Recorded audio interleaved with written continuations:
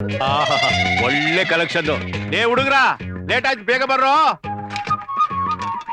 ತಗೋ. ಬರೀ 2 ರೂಪಾಯಿನಾ? ನಾನು ಮಂಡಿ ಮಲಕ್ ಹೋಗ್ಬೇಕು, ಇನ್ನೂ 2 ರೂಪಾಯಿ ಕೊಡಿ. ಅಯ್ಯೋ ಪ್ರಾರಬ್ಧವೇ, ಮಂಡಿ ಮಹಲ್ ಹಾಕೋಗೋ ಡ್ರೆಸ್ ಏನೋ ಇದು? ಅಳ್ಸೋ ಪಟ್ಟೆನ ದಿಗೆ ಜನವಾರನ ಲುಂಗಿ ಉಟ್ಕೊಂಡು ಟೋಪಿ ಹಾಕಂಬಾ, ಹೋಗು. ಸರಿ ಅಣ್ಣ.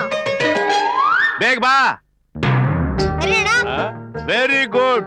ಇವತ್ತಿನಿಂದ ನಿನ್ ಹೆಸರು ಅಬ್ದುಲ್ ಜಬ್ಬಾರ್, ಗೊತ್ತಾಯ್ತಾ? ಎದುರುಗಡೆ ಯಾರು ಸಿಕ್ಕಿದ್ರು ಅಸ್ಸಲಾಮ್ ಅಲೈಕುಂ ಅಸ್ಸಲಾಮ್ ಅಲೈಕುಂ ಅನ್ಬೇಕು. ಓಹೋ ಅಮಾರ ಚಕ್ರ ಅಂತ ಹೇಳಿ ತಗಂತಿದ್ದಾರೆ. ಜಾಸ್ತಿ ಕಲೆಕ್ಷನ್ ಆಗುತ್ತೆ, ನಿನ್ಗೆ ಒಳ್ಳೆ ಕಮಿಷನ್ ಸಿಗುತ್ತೆ, ಗೊತ್ತಾಯ್ತಾ? ಹೋಗ್ತಾ ಇರೋ. ಏನು ಇದೆಲ್ಲ? ನೀನ್ ಎಲ್ಗೋ? ಚರ್ಚ್ಗೆ.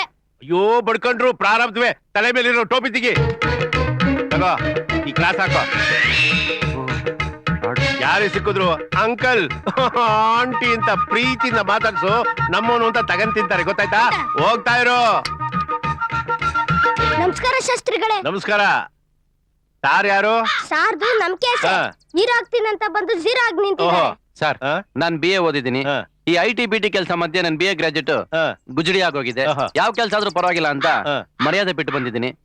ಚಕ್ಲಿ ಕೊಡ್ಬಳೆ ಮಾರೋ ಕೆಲಸ ಇದೆ ಅಂತ ಹುಡುಗ ಹೇಳ್ದ. Very good. ನಿಮ್ಮಂತ ಗ್ರಾಜುಯೇಟ್ಸ್ ಎಲ್ಲ ಮನೇಲೆ ಇದ್ರೆ ಮಾನ ಮರ್ಯಾದೆ ಅಂತ ಹೊಟ್ಟೆ ಮೇಲೆ ತಣ್ಣೀರ್ ಬಟ್ಟೆ ಹಾಕೋಬೇಕಾಗುತ್ತೆ. ಅದ್ರ ಬದಲು ಧೈರ್ಯವಾಗಿ ಬೀದಿಗೆ ಬಂದು ಚಕ್ಲಿ ಕೋಡ್ಬಳೆ ಅಂತ ಮಾರಿದ್ರೆ ಈ ದೇಶದಲ್ಲಿ 90% ಅನ್ಎಂಪ್ಲಾಯ್ಡ್ ಪ್ರಾಬ್ಲಮ್ ನ ಸಾಲ್ವ್ ಮಾಡಬಹುದು. ಬೈ ದ ಬೈ, ನಿಮ್ಗೆ ಸೆಂಟ್ರಲ್ ಬೇಕೋ ಸ್ಟೇಟೋ? ಸೆಂಟ್ರಲ್ ಅಂದ್ರೇನು? ಸೆಂಟ್ರಲ್ ಅಂದ್ರೆ ಕೂತ್ ಮಾರೋದು. ಸ್ಟೇಟ್ ಅಂದ್ರೆ ಬೀದಿ ಬೀದಿ ಸುತ್ತೋದು. ಎಣ ಹೊರಕ್ಕೆ ಅಂತ ಬಂದಿದ್ದೀನಿ. ಹಿಂದಾದ್ರೇನು ಮುಂದಾದ್ರೇನು? BA ಓದಿದೀನಿ ಅಂತ ಹೇಳ್ತಾ ಇದ್ಯಾ? ಅಗ್ರಹಾರದಲ್ಲಿ ಟೆಂಟ್ ಹಾಕೋ. ಜನವಾರ ಇದ್ಯಾ? ಹುಡ್ದಾರ ಇದೆ. ಈಗ ಅರ್ಥ ಆಯ್ತು. ಈಗ ನೀನು ಕುಕ್ನಳ್ಳಿ ಕೆರೆಗೆ ಹೋಗು. ಸಾಯಕ ಅಲ್ಲ, ಬದುಕೋದಿಕ್ಕೆ. ಕುಕ್ನಳ್ಳಿ ಕೆರೆಗೆ ಹೋಗಿ ಮೂಗಿಳ್ಕೊಂಡು ಮುಳುಕಾಕಿ ವಿಭೂತಿ ತಗೊಂಡು ಹಣೆ ತುಂಬಾ 3 ಎಳೆ ಬಳ್ಕೊಂಡು ಜನವಾರ ಹಾಕೊಂಡ್ ಬಾ. ಜನವಾರನ? ಹೌದಯ್ಯ. ಅಗ್ರಹಾರದಲ್ಲೇ ಟೆಂಟು. ಚಕ್ಲಿ ಕೋಡ್ಬಳೆನ ಕೈಯಿಂದ ಮಾಡೋದು. ಬ್ರಾಹ್ಮಣರು ಮುಟ್ಟಿದ್ದೆಲ್ಲ ಶುದ್ಧ ಅಂತ ತಿಳ್ಕೊಂಡಿದ್ದಾರೆ. ಅದಕ್ಕೆ ಜನವಾರ ಹಾಕೊಂಡ್ ಬಂದ್ರೆ ವೇಕೆನ್ಸಿ. ಇಲ್ಲ ಸರ್, ನಾನ್ ಬೇರೆ ಜಾತಿ ಅವನು. ಜನವಾರ ಹಾಕಿದ್ರೆ ತಪ್ಪಾಗತ್ತೆ. ಬೇಕಾದ್ರೆ ಬೇರೆ ಏರಿಯಾ ಕೊಡಿ. ನೋಡಯ್ಯ, ಒಂದು ದಿವಸ ಜನವಾರ ಹಾಕ್ಬೇಕು, ಇನ್ನೊಂದ್ ದಿವಸ ಕ್ರಾಸ್ ಹಾಕ್ಬೇಕು, ಇನ್ನೊಂದ್ ದಿವಸ ಟೋಪಿ ಹಾಕ್ಬೇಕು, ಇನ್ನೊಂದ್ ದಿವಸ ಗಡ್ಡ ಬಿಡ್ಬೇಕು. ಇದು ನಮ್ಮ ಬಿಸ್ನೆಸ್ ಸೀಕ್ರೆಟ್. ಸರ್, ಏನು ಉತ್ತರ ಕೊಡ್ದಂಗ್ ಗೊತ್ತಿದ್ದೀರಾ? ನೀನೇನೋ ದೊಡ್ಡ ಮನುಷ್ಯ ಅಂದೆ, ಇವ್ ನೋಡೋ ದೊಡ್ಡ ಫ್ರಾಡ್ ತರ ಕಾಣ್ತಾನೆ. ಫ್ರಾಡ? ದೊಡ್ಡ ಫ್ರಾಡ್ ಅಂದ್ರು. ಅಲ್ಲೂ ದುರ್ಸ್ಬಿಡ್ತೀನಿ. ಹಸ್ತಿರೋ ಕುದುರೆಗೆ ಉಳ್ಳಿ ಬೇಯಿಸಿ ಹಾಕ್ತೀನಿ ಬಾ ಅಂದ್ರೆ ಬೇಡ, ಬರೀ ಉಲ್ಲೇ ಸಾಕು ಅಂತಂತೆ. ನೋಡ್ತೀನಿ, 4 ದಿವಸ ಉಪವಾಸ ವನವಾಸ ಅನುಭವಿಸಿದ್ರೆ ತಾನಾಗೆ ಹುಡಿಕೊಂಬರ್ತಾನೆ. ಬಾರೋ ಕೆಲ್ಸ ನೋಡ್ಬಾ.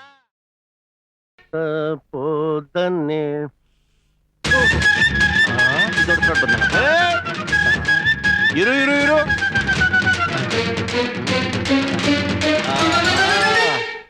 ಅವತ್ತು ಚಕ್ಲಿ ಕೋಡ್ಬಳೆ ಬಾರೋದಕ್ಕೆ ಜನವಾರ ಹಾಕು ಅಂತ ಹೇಳಿದಕ್ಕೆ ಬೇಡ ಅಂತ ಹೊರಟೋದೆ. ಇವತ್ತು ಪಕ್ಕ ಪುರೋಹಿತನ್ ಗೆಟಪ್ ಅಲ್ಲಿ ಬಂದ್ ನಿಂತಿದ್ಯಲ್ಲ, ಡಬಲ್ ಪೇಮೆಂಟ್ ಸಿಗುತ್ತೆ ಅಂತನ. ಅದು ಅವತ್ ನಿಮ್ಗೆ ನೋಡ್ ಬಂದ ದಿವಸದಿಂದ ಹೊಟ್ಟೆಗ್ ಲಾಟ್ರಿ, ಬೇರೆ ದಾರಿ ಇಲ್ದೆ ಹಾಕ್ಬಿಟ್ಟೆ. ದಯವಿಟ್ಟು ಯಾರಿಗೂ ಹೇಳಿ ಹಿಡ್ಕೊಡ್ಬೇಡಿ ಪ್ಲೀಸ್. ಅಯ್ಯೋ, ನೀನು ನನ್ನ ಹಿಡ್ಕೊಡದಲ್ಲೇ ಇದ್ರೆ ಅದೇ ನನ್ನ ಸೌಭಾಗ್ಯ. ಯಾಕೆ? ಈ ಮನೆ ಓನರು ನಾರಾಯಣ್ ದೀಕ್ಷಿತ್ ಇದಾರಲ್ಲ, ಈ ಅಗ್ರಹಾರಕ್ಕೆ ಹೆಡ್ಡು. ನಾನೇನಾದ್ರೂ ಕಂಡು ಹುಡುಗರಿಗೆ ಜನವಾರ ಹಾಕ್ಸಿ ಚಕ್ಲಿ ಕೋಡ್ಬಳೆ ಮಾರ್ಸೋದೇನಾದ್ರೂ ಅವ್ರಿಗೆ ಗೊತ್ತಾಯ್ತು ಅಂದ್ರೆ ಹೋಗು ಕುಂಡದಲ್ಲ ನಾಕ್ ಸುಟ್ಟು ಬಿಡ್ತಾರೆ. ಅಂದ್ರೆ ಫ್ರಾಡು ಸರೋಯ್ತು. ಸ್ವಲ್ಪ ತಡ್ಕೋ. ಸಂಸ್ಕೃತ ಉಚ್ಚಾರಣೆ ಒಂದು ಚೂರು ಅಪಭ್ರಂಶ ಇಲ್ದಲೇ ಆಚೆ ಬರಬೇಕು. ಒಂದು ಸಾರಿ ಒಬ್ಬ ಹೆಚ್ಚು ಕಡಿಮೆ ಮಾಡಿದ್ದಕ್ಕೆ ಕೆಂಡ ತೆಗೆದು ತಲೆ ಮೇಲೆ ಹಾಕ್ಬಿಟ್ಟಿದ್ರು. ಮತ್ತೊಬ್ಬನಿಗೆ ಚಾವಟಿ ತಗೊಂಡು ಬಾರಿಸ್ಬಿಟ್ಟಿದ್ರು ರಕ್ತ ಬರೋವರೆಗೂ.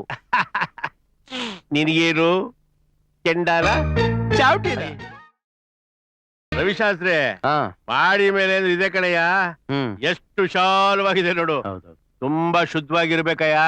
ಅಪ್ಪಿ ತಪ್ಪಿ ನೀನ್ ಎಲ್ಲಾದ್ರೂ ಪುಸ್ಸು ಅಂತ ಸಿಗರೇಟ್ ಸೇದ್ಬಿಟ್ಟಿಯ? ಏನಾಯ್ತು? ದೀಕ್ಷಿತ್ರಪ್ಪ ಅವ್ರ ವಿಶ್ವಾಮಿತ್ರ ಆದ್ರೆ ಇವ್ರ ಜಮದಗ್ನಿ. ಇವ್ರಿಗಿಂತ ಅವರೇ ಎಷ್ಟೋ ವಾಸಿ. ಏನೋ ಫ್ರಾಡು. ಇದು ಮಿಲಿಟರಿಯಿಂದ ಬಂದ ಅಭ್ಯಾಸ. ಓಹೋ, ಊರಿಗೆಲ್ಲ ಹೇಳ್ಕೊಂಡು ತಿರುಗಬೇಡ. ಈ ಹುಡುಗ ಯಾರು? ಇವನ್ನ ದೀಕ್ಷಿತರು ಮೇಲ್ಗಡೆ ಇರಕ್ ಹೇಳಿದ್ದಾರೆ. ಯಾವೂರು? ಮೇಲ್ಕೋಟೆ. ಮೇಲ್ಕೋಟೆನಾ? ಮತ್ ನಾಮನೆ ಹಾಕಿಲ್ಲ? ಇನ್ಮೇಲೆ ಆಗ್ತಾನೆ. ಆ, ಹ್ಮ್ 3:10 ಸರಿಯಾಗಿ ಯಮಗಂಟ ಕಾಲಕ್ಕೆ ಬಂದಿದ್ಯಾ. ಅದೇ ಏನ್ ಕಾತಿದ್ಯೋ ಏನ್ ಕತಿಯೋ ದೇವ್ರೇ ಕಾಪಾಡ್ಬೇಕು. ನರಸಿಂಹಣ್ಣ, ಆ? ಬ್ರಾಹ್ಮಣ ವೇಷ ಹಾಕೋದು ಅಷ್ಟು ಸುಲಭ ಅಲ್ಲ. ಆ. ಒಂದಲ್ಲ ಒಂದ್ ದಿವಸ ಸಿಕ್ಕಾಕೊಂಡ್ಬಿಟ್ರೆ ಆ. ನನ್ನೇ ತಿಥಿ ಮಾಡಿ ಆ. ಪಶ್ಚಿಮ ವಾಹಿನಿಯಲ್ಲಿ ಪಿಂಡ ಬಿಟ್ಟು ಬಿಡ್ತಾರೆ. ಆ. ದಯವಿಟ್ಟು ನಾನು ಬಿಡು, ನಾನು ಹೊರಟು. ಶಾಸ್ತ್ರಿ, ಬ್ರಾಹ್ಮಣ ವೇಷ ಹಾಕೊಂಡು ಬೇರೆಯವ್ರಿಗೆ ಅನ್ಯಾಯ ಮಾಡಿದ್ರೆ, ಮೋಸ ಮಾಡಿದ್ರೆ ಅದು ತಪ್ಪು. ಹೇಗಿದ್ರು ದೇವಸ್ಥಾನದಲ್ಲಿ ಕೆಲಸ ಕೊಡಿಸ್ತೀನಿ ಅಂತ ಹೇಳಿದಾರೆ, ಕೊಡಿಸ್ಲಿ. ಆಮೇಲೆ ಬೇಕಾದ್ರೆ ಬೇರೆ ಕಡೆ ಟ್ರಾನ್ಸ್ಫರ್ ಮಾಡಿಸ್ಕೊಂಡು ಹೋದ್ರಾಯ್ತು. ಸುಮ್ಮನೆ ನೀನ್ ಅಳದು ಸುರಿದು ಯೋಚನೆ ಮಾಡ್ಬೇಡ. ಬರಗಾಲ ಇಟ್ಟು ನಡಿ ಒಳಗೆ ನಡಿ, ಕಮಾನ್. ಸರಿ ಸರಿ, ಏನೋ ಹೇಳ್ತಾ ಇದ್ಯಾ? ಇದೇನಿದು ಪೆಟ್ಟಿಗೆ ಮಾತ್ರ ಇದೆ, ಹಾರ್ಮೋನಿಯಂ ಕಾಣಿಸ್ತಿಲ್ಲ. ಎಕ್ಸ್ಕ್ಯೂಸ್ ಮೀ, ಹೇಳು. ನಿಮ್ ತಾಯಿ ನನಗೆ 10,000 ರೂಪಾಯಿ ಸಿಗುತ್ತೆ ಅಂತ ನೀನ್ ಸಾಂಗ್ ಕಾಂಪಿಟೇಷನ್ ಹೋಗ್ತಾ ಇರೋದೇನೋ ನಾನು ಒಪ್ತೀನಿ. ಆದ್ರೆ ನೀನು ಯಾರ ಮೇಲೆ ಕಾಂಪೀಟ್ ಮಾಡ್ತಾ ಇದ್ಯಾ ಅಂತ ಗೊತ್ತಾ ನಿನಗೆ? ಯಾರು? ಕುಮಾರಿ ಭಾನು, ಸಂಗೀತ ಪರಂಪರೆ. ನಮ್ದು ಸಂಗೀತ ಪರಂಪರೆನೆ. ನಮ್ ತಾತ ಏಕಕಾಲದಲ್ಲಿ 6 ಇನ್ಸ್ಟ್ರೂಮೆಂಟ್ ನುಡಿಸ್ತಿದ್ರು. ಓಹೋ. ನಮ್ಮಪ್ಪ ಬಿಸ್ಮಿಲ್ಲಾ ಖಾನ್ ಈಕ್ವಲ್. ನಂದು ಅವ್ರಿಬ್ರು ಸೇರಿ ಮಿಕ್ಸಡ್. ಅದ್ ಗೊತ್ತಾ ನಿನ್ಗೆ? ಸ್ಪರ್ಧೆಲ್ ಗೆದ್ದೆ ಗೆಲ್ತೀನಿ, ಸುಮ್ನೆ ಡಿಸ್ಕರೇಜ್ ಮಾಡ್ಬೇಡ. ನೀನ್ ಎಂತ ಪರಂಪರೆ ಅಂತ ನನಗೆ ಚೆನ್ನಾಗ್ ಗೊತ್ತು. ನನ್ನ ಹತ್ರ ಬುರ್ಡೆ ಬಿಡ್ಬೇಡ. ನೋಡೋ, ಮೇನ್ ರೋಡಲ್ಲಿ ಹೋದ್ರೆ ಖಂಡಿತ ಗೆಲ್ಲಕ್ ಆಗಕ್ಕಿಲ್ಲ. ಅದಕ್ಕೆ ಒಂದ್ ಅಡ್ವಾದ ರೂಟ್ ಹೇಳ್ಕೊಡ್ತೀನಿ, ನನ್ನ ಮಾತ್ ಕೇಳೋ. ಏಯ್, ನನಗೆ ಅಡ್ಡ ರಸ್ತೆಯಲ್ಲಿ ಹೋಗಕ್ ಬರೋದಿಲ್ಲ. ನಮ್ದೇನಾದ್ರು ಸ್ಟ್ರೈಟ್ ರೋಡ್. ನಾನ್ ಗೆಲ್ತೀನಿ ಅನ್ನೋ ಆತ್ಮವಿಶ್ವಾಸ ನನಗಿದೆ. ಹೌದು, ಭಾನು ನಿಜವಾಗ್ಲೂ ಸಂಗೀತ ಪರಂಪರೆ. ಗಣಿ ಕೇಳು. ಅವರಪ್ಪ ಸಂಗೀತ ಕಲಾ ಭೂಷಣ, ಅವ್ರ ಅಪ್ಪನ ಅಪ್ಪ ಕಲಾರತ್ನ, ಅವ್ರ ಅಪ್ಪನ ಅಪ್ಪನ ಅಪ್ಪ ಕಲಾ ಸಾಮ್ರಾಟ್. ಗೊತ್ತಾ ನಿನ್ಗೆ? ಹೌದು, ಅದೇನೋ ಒಂದ್ ಐಡಿಯಾ ಸುಲಭ ಹೇಳ್ತೀನಿ ಅಂದಲ್ಲ, ಅದೇಳು. ಒಂದಲ್ಲ, ನನ್ನ ಹತ್ರ 3 ಐಡಿಯಾ ಇದೆಪ್ಪ. 3 ಹೇಳು. ನೋಡು, ಭಾನು ಸಾಂಗ್ ಕಾಂಪಿಟೇಷನ್ ಹೋಗೋದಕ್ಕಿಂತ ಮುಂಚೆ ಹಾಲೊಳಗೆ ಸ್ವಲ್ಪ ಮೆಣಸು ಶುಂಠಿನ ಚೆನ್ನಾಗಿ ಅರ್ದ್ಬಿಟ್ಟು ಕುಡಿದ್ಬಿಟ್ಟು ಅಂತ ಹೋಗ್ತಾಳೆ.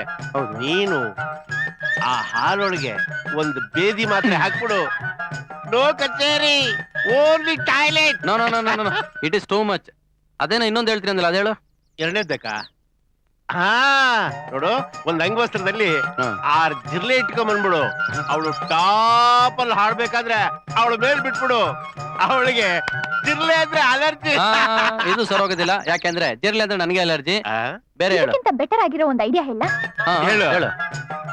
ನಾನ್ ಹಾಡುವಾಗ ನಾನ್ ಮುಂದೆ ಒಂದ್ ದೊಡ್ಡ ಮೈಕ್ ಇಟ್ಟಿರ್ತಾರೆ. ಆ ಮೈಕ್ ನ ಎತ್ತಿ ರಪ್ ಅಂತ ನನ್ನ ತಲೆಗೆ ಬಾರ್ಸ. ನಾನ್ ಸ್ಪಾಟ್. ಇದು ನಮ್ ದೇಶದಲ್ಲಿ ಲೇಟೆಸ್ಟ್ ಫ್ಯಾಷನ್.